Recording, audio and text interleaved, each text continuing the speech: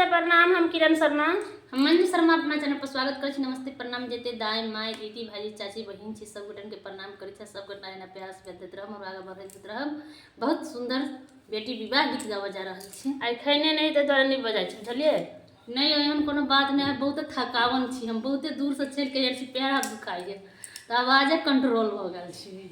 तो हम दोनों देवरानी जेठानी बहुत प्यारा से बेटी विवाह गीत गावा जा रहल छे और अहाँ सब जरूर सुनब, लाइक करब, शेयर करब, कमेंट करब, नहीं भूलब हमरा सबके प्यारा से बात देखान देत। कोई नहीं लाइक कमेंट शेयर करब, कोई नहीं करब, ओहिना ही भटर भटर करते रहते बाजल दियो। कोनो बात छै, अहाँ सबके जे इच्छा से कर। बहुत प्यारा से दर्द भरा गीत अहाँ सब जरूर सुनबे, जरूर कमेंट करबे।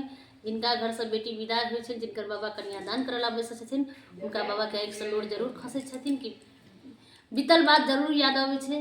बहुत प्यारा से बेटी विवाह गीत है, दर्द नायक। अहाँ सब जरूर सुनबे, जरूर कमेंट करबे, एना प्यारा से बात देते रहबे हमरा सबके। आगा बढ़ते रहे, भूलबे नहीं, भूल जेबे तो हम सब झूल जेबे। ऊंचे रे